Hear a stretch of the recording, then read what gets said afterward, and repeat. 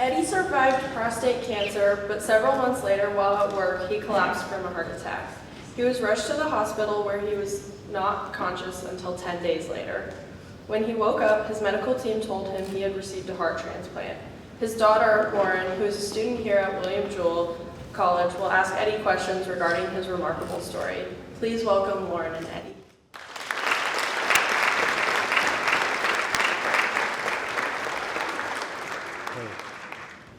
So Dad, had you had any serious health problems prior to your heart transplant?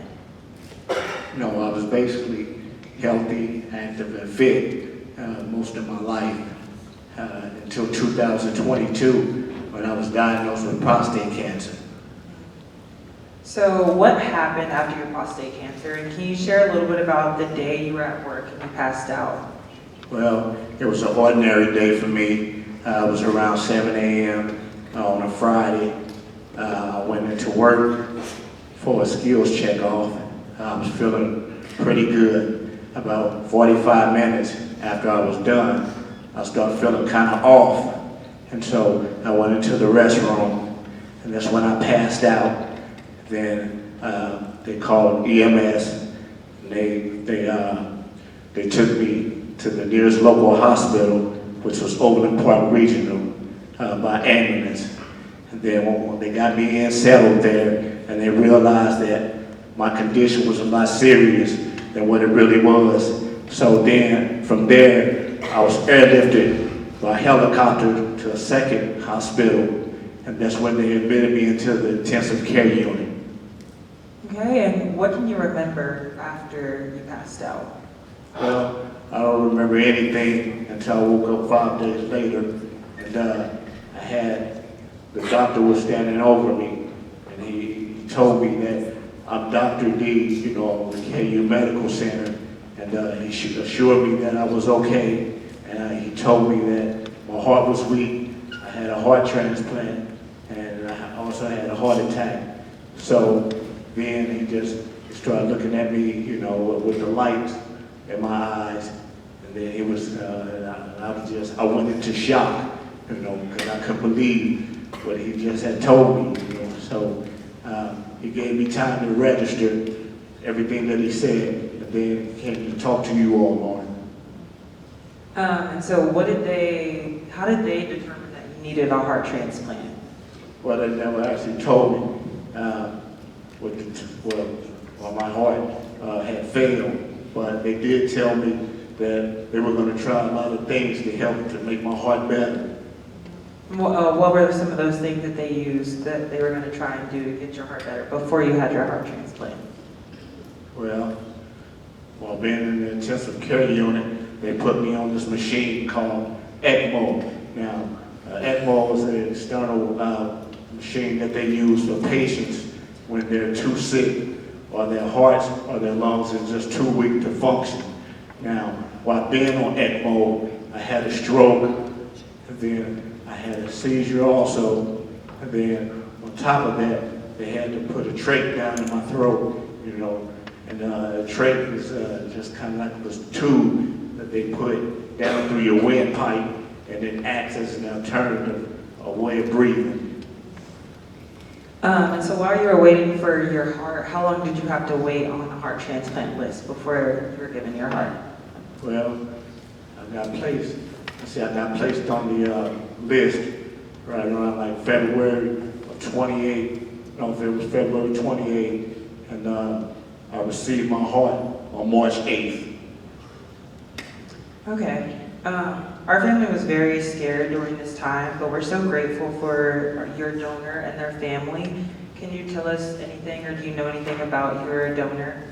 Well, all I know is that my donor was young, and I'm hoping to meet the family one day so I can tell them how thankful and grateful I am to have gotten this heart, because when I was younger, I never knew anything about a donor or how donating an organ could actually save one's life.